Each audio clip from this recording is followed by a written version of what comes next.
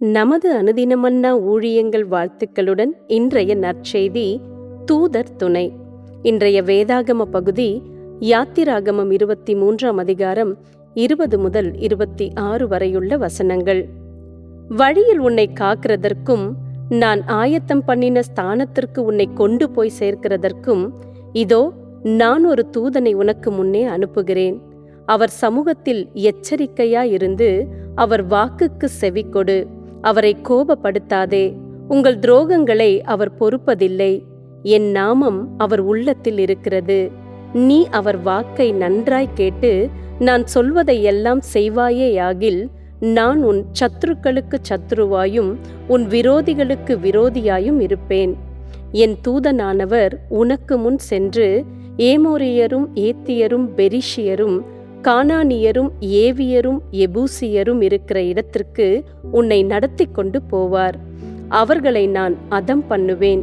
நீ அவர்களுடைய தேவர்களை பணிந்து கொள்ளாமலும் சேவியாமலும் அவர்கள் செய்கைகளின்படி செய்யாமலும் அவர்களை நிர்மூலம் பண்ணி அவர்களுடைய சிலைகளை உடைத்து போடுவாயாக.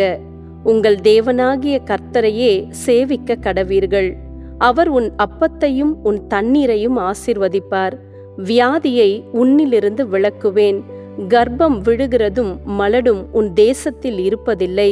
உன் ஆயுசு நாட்களை பூரணப்படுத்துவேன். குறிப்பு வசனம்: வழியில் உன்னை காக்கிறதற்கும் இதோ நான் ஒரு தூதனை உனக்கு முன்னே அனுப்புகிறேன். மருத்துவ பரிசோதனை மேல் பரிசோதனை செய்து கொண்டே இருக்க வேண்டிய நிர்பந்தம் ஏற்பட்டபடியால் பினு மிகவும் சோர்வாகவும் பாரமாகவும் கருதினாள். அவளுடைய உடம்பில் ஏதாவது புற்றுநோய் கட்டிகள் இருக்கிறதா என்பதை பரிசோதிப்பதற்காக மருத்துவர்கள் அவளிடம் தெரிவித்தனர். ஒவ்வொரு நாளும் தேவன் தம்முடைய பிரசன்னத்தின் வாக்குறுதிகளாலும் அவள் ஜெபிக்கும்போது அல்லது வேதத்தை படிக்கும்போது ஓர் நித்திய சமாதானத்தையும் கொண்டு அவளை ஊக்கப்படுத்தினார்.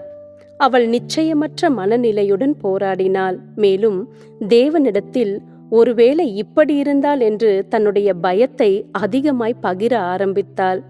தீவிர அறுவை சிகிச்சைக்கு முன் ஒரு நாள் காலை பினு தன் கண்ணில் பட்ட யாத்ராகமம் 23 ஒரு வசனத்தை வாசித்தாள். அது: வழியில் உன்னை காக்கிறதற்கும் இதோ நான் ஒரு தூதனை உனக்கு முன்னே அனுப்புகிறேன். அந்த வார்த்தைகளை தேவன் மோசேயின் மூலம் தம்முடைய மக்களாகிய இஸ்ரவேலருக்கு கூறினார். தம்முடைய ஜனங்கள் பின்பற்றும்படியாக தேவன் நியாய பிரமாணங்களை கொடுத்து அவர்களை புதிய தேசத்திற்கு அழைத்து கொண்டு சென்றார்.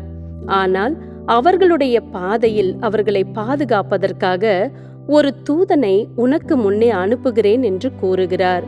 பினுவின் வாழ்க்கை நிலை இதுவாக இல்லாவிட்டாலும் தேவ தூதர்களை கொண்டு கர்த்தர் தம்முடைய ஜனத்தை பாதுகாப்பதை மற்ற வேத பகுதிகளின் மூலம் அவள் அறிந்தாள்.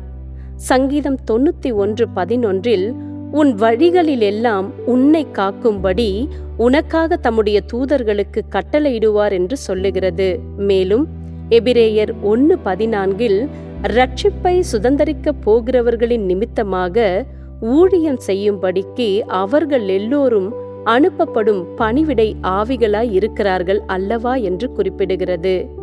நாம் கிறிஸ்துவை அறிந்திருந்தால் நமக்கும் ஊழியம் செய்ய ஒரு தூதன் அனுப்பப்படுகிறார் என்பதை விசுவாசிப்போம். தேவன் தம்முடைய தூதர்கள் மூலம் உங்களுக்கு என்ன செய்து கொண்டிருக்க கூடும்?